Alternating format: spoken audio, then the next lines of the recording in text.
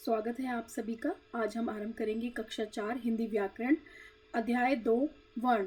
वर्ण का क्या मतलब होता है? वर्ण का मतलब होता है अक्षर, या फिर इंग्लिश में हम बोलेंगे, अंग्रेजी भाषा में बोलेंगे तो लेटर। नीचे आप देख सकते हैं एक शब्द और दिया गया है, इसको बोलते हैं ऑर्थोग्राफी, और इसका हिंदी भाषा में अर्थ होता है वर्तनी या फिर लेखन की एक विधि। आगे बढ़ेंगे। देखिए तथा पढ़कर समझिए। लक्ष्य पढ़ता है, यहाँ पर एक वाक्य दिया गया है, लक्ष्य पढ़ता है। लक्ष्य लक्ष्य जब हम बोलते हैं तो उसमें कितनी ध्वनियाँ आती हैं? उसमें आती हैं 5 ध्वनियाँ। तो कौन कौन सी ध्वनियाँ होती हैं वो? ल जमा अ जमा श जमा य जमा अ। तो कोई भी हम शब्द का उच्चारण करते हैं तो हमारे मुख से क्या निकलती हैं? ध्वनियाँ निकलती हैं, और उन ध्वनियों को जब हम लिखते हैं तो वो हमारी क्या कहलाती है? वो हमारी लिपि कहलाती है। आगे पढ़ेंगे। पढ़ता, पढ़ता में कितनी ध्वनियाँ आ रही हैं? 6 ध्वनियाँ आती हैं। है में कितनी ध्वनियाँ हैं? 2 ध्वनियाँ। आगे देखेंगे। ऊपर दिए गए वाक्य में 3 शब्द हैं जिनमें लक्ष्य 5 ध्वनियों, पढ़ता 6 ध्वनियों तथा है 2 ध्वनियों के मेल से बने हैं। आपने एक वाक्य देखा, लक्ष्य पढ़ता है, उसमें कितनी ध्वनियाँ आई हैं? 5 ध्वनियाँ जो लक्ष्य में है, पढ़ता में 6 ध्वनियाँ हैं और 2 ध्वनियाँ किसमें है में। तो उन सब के मेल से क्या बना है? ये वाक्य बना है। इन ध्वनियों के लिखित रूप को ही वर्ण या अक्षर कहते हैं, और इन ध्वनियों को जब हम लिखते हैं तो वो क्या कहलाता है? हमारा वर्ण कहलाता है, या फिर उसको हम अक्षर भी कहते हैं, और अंग्रेजी भाषा में हम उसको लेटर कहते हैं। यह भाषा की सबसे छोटी इकाई होती है, और यह भाषा की सबसे ज़्यादा छोटी इकाई है। इसके कोई भी और टुकड़े नहीं किए जा सकते। तो क्या समझा हमने? अतः स्पष्ट है कि भाषा की वह छोटी से छोटी ध्वनि जिसके और टुकड़े नहीं किए जा सकते वर्ण या अक्षर कहलाती है। भाषा की वो ध्वनि, छोटी से छोटी ध्वनि जिसके हम और खंडित उसको नहीं कर सकते हैं और टुकड़े नहीं कर सकते हैं, उसको हमने क्या बोला है? वर्ण या अक्षर कहलाता है। और वर्णमाला क्या कहलाती है? वर्णों के लिखे गए क्रमबद्ध समूह को वर्णमाला कहते हैं। क्रमबद्ध मतलब कि सीक्वेंस में लिखे गए समूह को हमने क्या बोला है? वर्णमाला कहा गया है। आगे पढ़ेंगे। वर्णों के भेद। अब वर्ण के कितने भेद होते हैं? वर्णों को 3 भागों में बांटा गया है। कितने भागों में बांटा गया है? वर्ण को 3 भागों में बांटा गया है। आप देख सकते हैं, स्वर, अयोगवाह और व्यंजन। अब हम विस्तार से आपको एक एक के बारे में बताएंगे, एक एक भाग के बारे में आपको विस्तार से समझाएंगे। तो पहले हमने क्या बताया? वर्णों के भेद। वर्ण के कितने भेद होते हैं? 3 भेद हैं, स्वर, अयोगवाह और व्यंजन। तो अब हम सबसे पहले आपको बताएंगे स्वर के बारे में। तो स्वर ऐसे वर्ण जिनके उच्चारण बिना किसी अन्य वर्ण या ध्वनि की सहायता को किया जाता है, वो क्या कहलाते हैं? वो स्वर कहलाते हैं। यानी स्वतंत्र रूप से जिनका प्रयोग किया जाता है वह स्वर कहलाते हैं। और हिंदी में कितने स्वर हैं? हिंदी में 11 स्वर होते हैं। कितने स्वर हैं हिंदी में? 11 स्वर होते हैं। आप देख सकते हैं यहाँ पर हमने 11 स्वर लिखे हैं, तो आप पढ़ सकते हैं। आगे पढ़ेंगे तो हमने क्या बताया कि जिन वर्ण का उच्चारण स्वतंत्र रूप से कर जा सकता है वो हमारा स्वर कहलाता है, और हमारे हिंदी में 11 स्वर होते हैं। आगे पढ़ेंगे। स्वर के निम्नलिखित 2 भेद होते हैं। अब पहले हमने क्या बताए थे? वर्ण के भेद बताए थे। तो वर्ण के 3 भेद बताए हमने। अब हम स्वर के भेद बता रहे हैं आपको। तो स्वर के कितने भेद होते हैं? स्वर के 2 भेद होते हैं।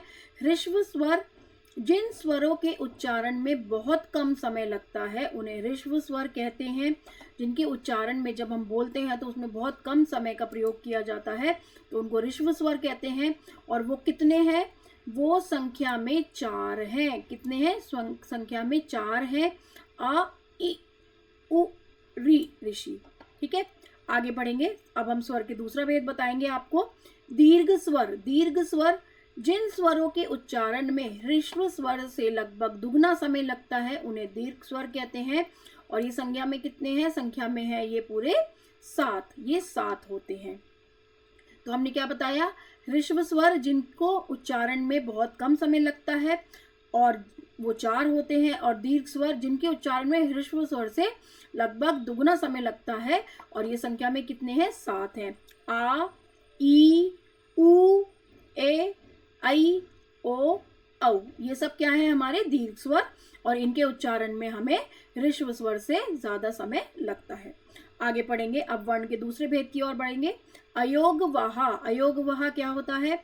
अंग अने तथा अंग को अयोगवाह कहते हैं। आप देख सकते हैं यहाँ पर अंग अ पे बिंदी लगी हुई है, यहाँ पर आगे विसर्ग लगा हुआ है और यहाँ पर चंद्र बिंदी लगी हुई है, तो इनको क्या बोलते हैं? अयोगवाह कहते हैं। इनका स्थान स्वर के बाद तथा व्यंजन से पहले होता है।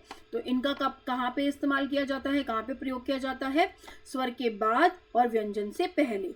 तो अब पहले हम आपको अनुस्वार के बारे में बताएंगे। जिसमें बिंदी लगी होती है तो वो अनुस्वार कहलाता है। इसका उच्चारण नाक से होता है। और इसका उच्चारण कैसे होता है? नाक से होता है। इसका चिन्ह कैसा होता है? इसका चिन्ह आप देख सकते हैं, एक छोटी सी शिरोमणि रेखा पर एक बिंदी लगी होती है, उसका चिन्ह वो होता है, जैसे गंगा, हिंदी, डंडा आदि। आगे बढ़ेंगे, अनुनासिक। अनुनासिक में चंद्र बिंदी का प्रयोग किया जाता है, यह अनुनासिक कहलाता है। इसका उच्चारण नाक और गले दोनों से होता है। इसका चिन्ह चंद्रबिंदी होता है, जैसे अंधेरा, चांद, आंख आदि। तो ये सब हमने क्या पढ़ा है? ये सब हमने अयोगवाह के आप भेद पढ़े हैं। और ये अयोगवाह किसका भेद है? वर्ण का भेद है। फिर आता है विसर्ग। यह विसर्ग कहलाता है। इसका प्रयोग व्यंजन के बाद किया जाता है। इसका उच्चारण ह की भांति होता है। इसका चिन्ह विसर्ग में आप देख सकते हैं, इस तरीके का चिन्ह का प्रयोग किया जाता है, जैसे नमः, दुख, प्रातः। तो ये आपको क्या उच्चारण आवाज आ रही है? ह की आवाज आती है, तो ये कहलाता है विसर्ग। आगे पढ़ेंगे व्यंजन के बारे में। ऐसे वर्ण जिनका उच्चारण स्वरों की सहायता से किया जाता है वह व्यंजन कहलाते हैं, यानी हम उनको स्वतंत्र रूप से प्रयोग नहीं कर सकते हैं, वो व्यंजन होते हैं। और हिंदी में हमारे कितने व्यंजन होते हैं? हिंदी में 33 व्यंजन होते हैं। कितने व्यंजन होते हैं? 33 व्यंजन होते हैं। तो स्वर में हमने आपको 2 भेद बताए, फिर हमने आपको अयोगवाह में 3 भेद बताए, और अब हम व्यंजन में आपको 3 भेद बताएंगे आगे। व्यंजन के 3 भेद होते हैं, स्पर्श व्यंजन, अंतःस्थय व्यंजन, ऊष्म व्यंजन। तो पहले हम स्पर्श व्यंजन के बारे में पढ़ेंगे। जिन व्यंजनों का उच्चारण करते समय वायु मुख से किसी न किसी भाषा का स्पर्श करती हुई नजर आती है, उन्हें स्पर्श व्यंजन कहते हैं। और इनकी कितनी होती है संख्या? 25 होती है। कितनी होती है? 25 होती है। और आप देख सकते हैं नीचे वर्ग में हमने इनको बांटा गया है, का वर्ग, चा वर्ग, टा वर्ग, त वर्ग और प वर्ग। और कितनी संख्या है? 25। फिर आते हैं अंतस्थ व्यंजन। अंतस्थ व्यंजन क्या होता है? जिन व्यंजनों का उच्चारण स्वरों और व्यंजनों के मध्य होता है उन्हें अंतस्थ व्यंजन कहते हैं। ये संख्या में 4 है, या, र, ल, व। तो ये कितने हैं? 4 हैं। फिर आता है ऊष्म व्यंजन। जिन व्यंजनों का उच्चारण करते समय वायु मुख के विभिन्न भागों से टकराकर ऊष्मा यानी गर्मी पैदा करती है, उन्हें ऊष्म व्यंजन कहते हैं। ये भी संख्या में 4 हैं, श, स, स, ह। तो आप देख सकते हैं कि जिन ये जो हमने इनका जो भेद बताए हैं, तो ये कैसे बताए हैं? ये उच्चारण के माध्यम से हमने बताए हैं। तो उच्चारण के माध्यम से व्यंजन में पहला कौन सा था? स्पर्श व्यंजन, जो 25 है। फिर आता है अंतःस्थय व्यंजन, वो 4 हैं, और ऊष्म व्यंजन जो भी 4 हैं। फिर हम बताएंगे आपको संयुक्त व्यंजन के बारे में। संयुक्त व्यंजन 2 भिन्न व्यंजनों के मेल से बनते हैं। हिंदी में इनकी संख्या 4 है। जो संयुक्त व्यंजन होते हैं वो 2 अलग अलग व्यंजनों के मेल से बनते हैं। और कितने हैं ये? हिंदी में 4 है। जैसे आप देख सकते हैं श, त्र, ज्ञ, श्र। तो आप इनका देख सकते हैं, उदाहरण दिए गए हैं, कक्षा, परीक्षा, पत्र, यात्रा, ज्ञान, प्रज्ञा, आश्रम, श्रमदान। आगे देखेंगे, इनके अतिरिक्त 2 व्यंजन और होते हैं जिन्हें अतिरिक्त व्यंजन कहते हैं। ये है ड तथा ड। तो ये अतिरिक्त व्यंजन है जिनसे कोई भी शब्द हम शुरुआत नहीं होती है, ये हमेशा शब्द के बीच में आते हैं। ये 2 वर्ण के बीच में आएंगे या फिर आखिरी में आएंगे, जैसे पढ़, या फिर क्या हो गया इसका? जैसे पढ़ना हो गया, पढ़ हो गया, पेड़ हो गया। तो ये क्या है? अतिरिक्त व्यंजन। इनसे किसी भी शब्द की शुरुआत नहीं होती है, ये हमेशा मध्य या अंत में आते हैं। आगे पढ़ेंगे, स्वरों की मात्राएं, मात्राएं क्या होती हैं? जो हमारे स्वर होते हैं जब हम उनको चिन्ह का प्रयोग करते हैं तो उसको हम क्या बोलते हैं? उसको हम बोलते हैं मात्राएं। तो स्वरों की मात्राएं। हिंदी में स्वरों का प्रयोग दो प्रकार से किया जाता है। कैसे प्रयोग करते हैं हम स्वर का? हिंदी में दो प्रकार से किया जाता है, मूल रूप से और व्यंजन के साथ। मूल रूप से मतलब कि जैसे वो है वैसे ही हम उसको इस्तेमाल करते हैं, नहीं तो अगर हम व्यंजन के साथ करते हैं तो उसको हम मात्रा कहते हैं। आगे पढ़ेंगे। व्यंजन के साथ जब स्वरों का प्रयोग किया जाता है तो स्वरों को उनके वास्तविक रूप में ना जोड़कर चिन्हों के रूप में जोड़ा जाता है, जिन्हें मात्राएं कहते हैं।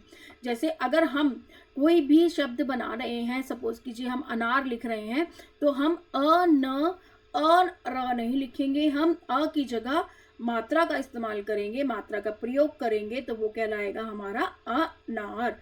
और जो अ होता है उसकी कोई मात्रा नहीं होती है, आ की मात्रा होती है, अ की कोई भी मात्रा नहीं होती है। हिंदी वर्णमाला के प्रत्येक व्यंजन में अ स्वर मिला रहता है, अतः उसकी अलग से कोई मात्रा नहीं होती है। अन्य स्वरों की मात्राएं इस प्रकार है। तो आप देख सकते हैं यहाँ पर आपको बहुत अच्छे से समझाया गया है। यहाँ पर सब स्वर लिखे हैं और यहाँ उसके बाद बताया गया है कि उनकी मात्राएं कैसी दिखती हैं, कैसे हम लिख सकते हैं। फिर स्वर रहित व्यंजन कौन से होते हैं और मात्रा के साथ व्यंजन का कैसे रूप होता है और मात्रा वाले शब्द कैसे दिखते हैं और मूल स्वर युक्त शब्द कैसे दिखते हैं। तो आपको इन सब को अध्ययन करना है और अच्छे से समझना है। अब हम देखेंगे कि हमने अध्याय में क्या सीखा। हमने सीखा वर्णों के 3 भेद होते हैं, स्वर, अयोगवह, व्यंजन। स्वरों के 2 भेद होते हैं, ऋश्व स्वर और दीर्घ स्वर। व्यंजन 3 प्रकार के होते हैं, स्पर्श व्यंजन, अंतस्थ व्यंजन और ऊष्म व्यंजन। संयुक्त व्यंजन 2 व्यंजनों के मेल से बनते हैं। व्यंजन के साथ स्वर का जो रूप या चिन्ह लगता है उसे हम कहते हैं मात्रा, उसको हम कहते हैं मात्रा। अब अभ्यास की ओर बढ़ेंगे। आओ करके देखें। अभ्यास क्यों दिया जाता है? अभ्यास हमें इसलिए दिया जाता है, जो भी हमने अध्याय में पढ़ा है हमें वो कितना समझ में आया है, तो इसके लिए हमें अभ्यास करना होता है।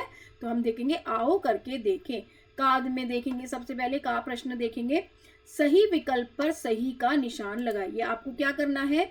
आपको सही विकल्प पर सही निशान लगाना है। तो पहला हमारा जो प्रश्न है वो क्या है? भाषा की सबसे छोटी इकाई है, जो हमने आपको बताया था कि उसको और तोड़ा नहीं जा सकता, खंड नहीं किया जा सकता। तो वो सबसे छोटी इकाई कौन सी है भाषा की? वो है वर्ण। वर्ण भाषा की सबसे छोटी इकाई है, उसके हम और टुकड़े नहीं कर सकते। आगे पढ़ेंगे। स्वतंत्र रूप से बोले जाते हैं, क्या बोले जाते हैं? स्वतंत्र रूप से स्वर बोले जाते हैं और व्यंजन जो है स्वरों की सहायता से बोले जाते हैं। हिंदी में स्वर है, हिंदी में कितने स्वर हैं? 11 स्वर हैं और 33 व्यंजन हैं। स्वर के चिन्ह को क्या कहते हैं? मात्रा कहते हैं। खा प्रश्न देखेंगे। दिए गए शब्दों की ध्वनियां लिखिए। आपको जैसे हम जो भी उच्चारण करते हैं तो क्या होता है, हमारे मुख से कुछ ध्वनियां निकलती हैं और उन ध्वनियों को जब हम लिखते हैं तो वर्ण के तरीके से हम उसको लिखते हैं, वर्ण का प्रयोग करके हम उसको लिखते हैं। तो पहला शब्द देखेंगे तितली। तितली में कितने वर्ण कितने आए हैं? देखिए 6 ध्वनियां आई हैं। ऐसे ही लिखेंगे कलश। कलश में कितनी ध्वनियां आई हैं? कलश में भी 6 ध्वनियों का प्रयोग किया गया है और बकरी में भी 6 ध्वनियां का प्रयोग किया गया है। घा पाठ देखेंगे। रिक्त स्थानों की पूर्ति कीजिए। यहाँ पर आपको 2 विकल्प दिए गए हैं और सही विकल्प चुनकर आपको यहाँ पर भरना है, रिक्त स्थान में लिखना है। तो भाषा की सबसे छोटी इकाई होती है, पहले भी हमने आपको बताया है, वर्ण। वर्ण भाषा की सबसे छोटी इकाई होती है। तो यहाँ पर हम इनको मार्क करेंगे कि जो भी हमारा सही उत्तर है वो यहाँ पर देख सकते हैं आप, इस तरीके से मार्क्ड है। हिंदी में स्वरों की संख्या कितनी है? हिंदी में स्वरों की संख्या होती है 11। फिर पढ़ेंगे दीर्घ स्वर संख्या में कितने होते हैं? दीर्घ स्वर होते हैं 7। और व्यंजन के कितने भेद होते हैं? व्यंजन के होते हैं 3 भेद। तो जो हमने यहाँ पर मार्क किया है वही यहाँ पर आपको रिक्त स्थान में भरना है। घा शब्द, घा देखेंगे। घा प्रश्न। निम्नलिखित की परिभाषा लिखिए। आपको इनकी परिभाषा लिखनी है। दीर्घ स्वर, जैसा हमने आपको बताया था कि जिन स्वरों के उच्चारण में ऋश्व स्वरों से लगभग दुगना समय लगता है उनको दीर्घ स्वर कहते हैं और ये 7 होते हैं संख्या में। अ, ई, उ, ए, ऐ, ओ, औ। तो ये क्या है, हमारे दीर्घ स्वर हैं। दूसरी परिभाषा किसकी लिखनी है हमें, अनुनासिक। जैसा हमने आपको बताया था यहाँ पे चंद्र बिंदी का प्रयोग होता है, तो ये चंद्र बिंदी क्या कहलाती है, ये अनुनासिक कहलाती है। और इसका उच्चारण नाक और गले दोनों से होता है, और इसका चिन्ह कैसा होता है, चंद्र बिंदी होता है, जैसे अंधेरा, चांद, आंख आदि। अब डा प्रश्न देखेंगे। संयुक्त व्यंजनों का प्रयोग करके 3-3 शब्द बनाने हैं हमें। श में देखेंगे हमने कौन से शब्द बनाए हैं, मोक्ष, परीक्षा, समक्ष। त्र में देखेंगे कौन से शब्द बनाए हैं, गोत्र, पत्र और मंत्र। अब प्रश्न उत्तर करेंगे हम। निम्नलिखित प्रश्नों के उत्तर दीजिए। वर्ण किसे कहते हैं? वर्ण क्या होते हैं, भाषा की वह छोटी से छोटी ध्वनि जिसके हम और टुकड़े नहीं कर सकते, वह वर्ण या अक्षर कहलाते हैं। अब वर्णमाला क्या होती है, वर्णमाला वर्णों के लिखे गए क्रमबद्ध समूह को वर्णमाला कहते हैं। जैसे फूलों को एक माला में पिरोया जाता है तो उसको फूलमाला कहते हैं, ऐसी वर्णों को क्रमबद्ध समूह में जब हम पिरोते हैं तो वो वर्णमाला कहलाती हैं। यहाँ पे तीसरा प्रश्न है, मैं सिर्फ आपसे डिस्कस करूंगी, आपको खुद लिखना है।